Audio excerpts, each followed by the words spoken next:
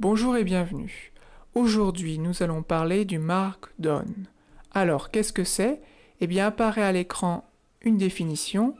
Clairement, le Markdown est un langage où l'on peut utiliser des balises et grâce à cela, nous pouvons mettre en forme un document en y intégrant des éléments de mise en page afin d'atteindre notre but qui est de rédiger des articles et bien d'autres choses.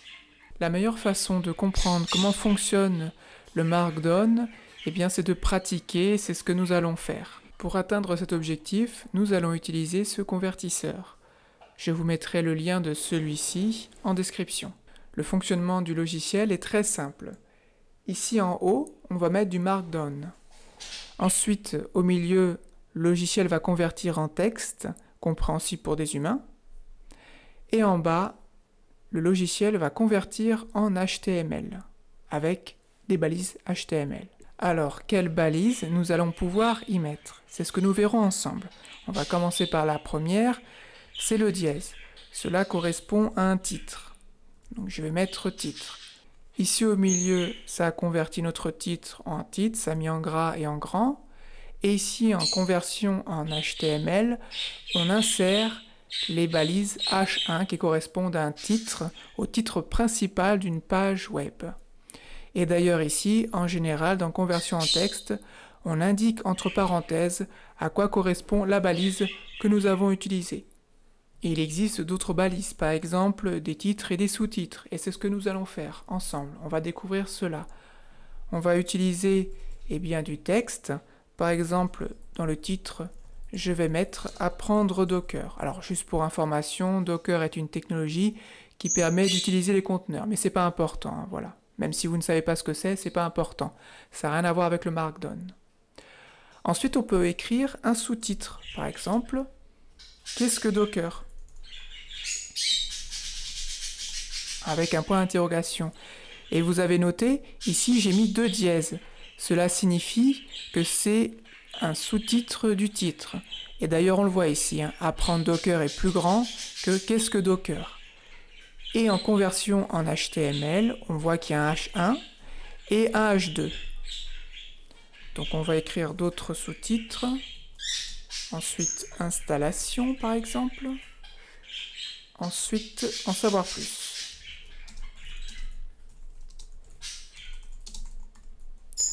Et voilà. On peut également diviser les sous-titres en sous-sous-titres en mettant 3 dièses. Par exemple, dans la partie installation,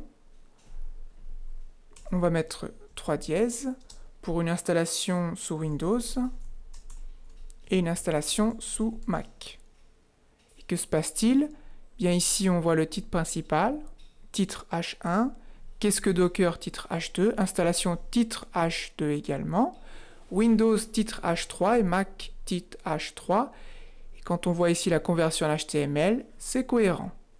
On peut bien évidemment utiliser du texte normal, utiliser un paragraphe. Par exemple, dans la partie « Qu'est-ce que Docker ?», on va expliquer simplement « Docker est un outil qui permet d'utiliser des conteneurs.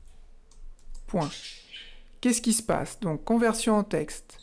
On nous met ici un texte normal, avec une taille normale, et on nous indique ici que c'est un paragraphe. Ensuite, dans conversion en HTML, on le repère ici avec la balise P, P comme paragraphe, une balise très connue dans le domaine du web. Et on voit ici ce que nous avons marqué. Il est également possible de mettre du texte en gras, en italique, et de barrer du texte. Par exemple, si je mets une étoile avant Docker et une étoile après, ça met mon texte en italique, comme vous pouvez le constater ici.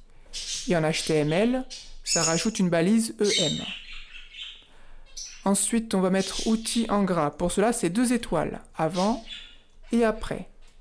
Ça fonctionne ici, outil est en gras, et donc, en HTML, on retrouve ici la balise strong. Alors pour information, lorsqu'on utilise la balise strong en HTML, pour un site web, c'est vrai que ça met en gras par défaut, mais ici l'objectif principal c'est d'indiquer à des moteurs de recherche ou à d'autres outils informatiques que le mot est important dans cette page par rapport aux autres mots. Voilà pour la petite parenthèse. On va continuer et on va barrer un mot. Par exemple, je vais remonter donc et on va barrer un mot. Par exemple, conteneur. Pour cela, il faut mettre 2 tildes. Pardon. Voilà. Avant et après. Et vous voyez, le conteneur est barré ici. Ensuite, je descends. On va voir quel est le résultat lorsque l'on convertit en HTML et quelle balise est utilisée. Et donc, c'est la balise S. Ici, il y a un petit souci. Oui, c'est parce que j'aurais dû mettre ici, juste après le S. Voilà. Donc, on redescend. Et voilà, ça fonctionne bien. Le conteneur, ou les conteneurs, en tout cas le mot conteneur avec un S, est entouré de balises S. On peut faire d'autres choses. On peut par exemple insérer une image. Pour aller plus vite et récupérer une image, je vais utiliser ce site icon8.com avec ce bel icône de Docker. On va l'utiliser. Pour cela, j'utilise Download, mais on ne va pas le télécharger. On va utiliser ce format link CDN pour récupérer donc l'adresse de l'image. Donc voilà, je vais faire un copier et je vais le coller. Mais avant, je vais insérer la balise correspondante à l'image. Je vais l'insérer ici. Alors, pour insérer une image, on met un point d'exclamation, on met des crochets. Ensuite, on met de parenthèses et à l'intérieur de la parenthèse, on met donc l'adresse de l'image. Et ici, entre crochets, on peut mettre quelque chose, par exemple image Docker, et ça correspond donc à ce qui sera mis dans l'attribut ALT d'image ou de la balise image HTML. Vérifions cela. Donc ici apparaît bien l'image qui correspond donc à celle-ci. Voilà, c'est cohérent. Et en bas, conversion HTML, on voit bien notre image ici. Donc il a rajouté un paragraphe automatiquement, puis il a rajouté une balise image avec la source qui correspond bien à ce que nous avons mis ici. Et ensuite, dans l'attribut ALT qui décrit l'image, c'est marqué image Docker et ça correspond à ce que nous avons mis entre crochets. Donc tout fonctionne correctement. On va maintenant ajouter un lien hypertexte. Alors, comment faire? Bien, c'est un peu comme image. Ici, dans En savoir plus, on va ajouter des crochets. Voilà, donc il n'y a pas le point d'interrogation, le point d'exclamation, pardon, au début n'existe pas pour un lien hypertexte. Ensuite, on met donc 2 parenthèses.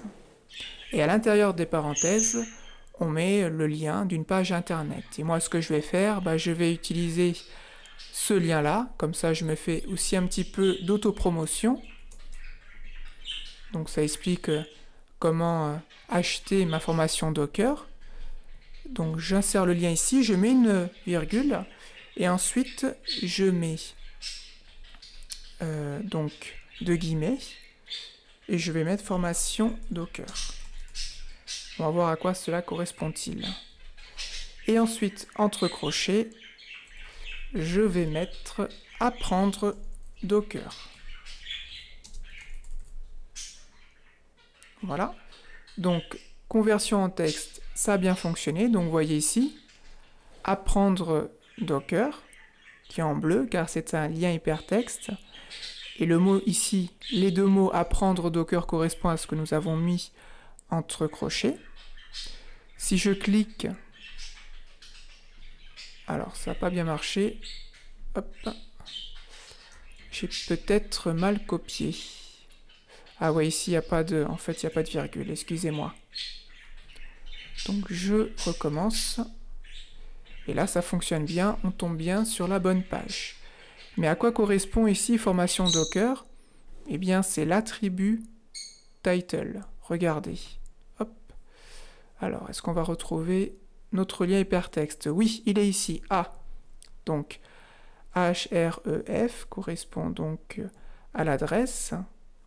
Et ensuite, il y a title et formation Docker qui correspond à ce qui a été mis ici. Donc voilà, entre l'adresse et le title, donc formation Docker dans notre cas, il ne faut pas mettre de virgule, mais un espace, juste un espace pour que cela fonctionne bien.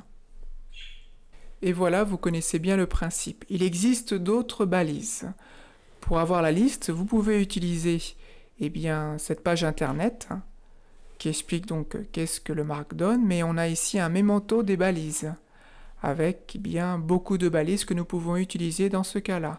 Donc on a vu les titres et vous avez vu il y a 6 niveaux comme pour le HTML.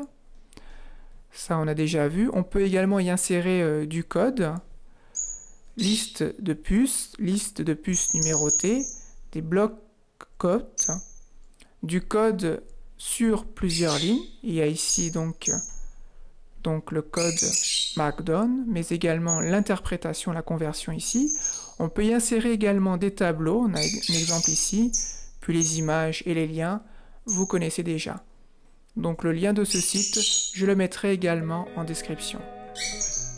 Merci beaucoup d'avoir visionné cette vidéo, j'espère qu'elle vous sera utile, et je vous dis donc à bientôt.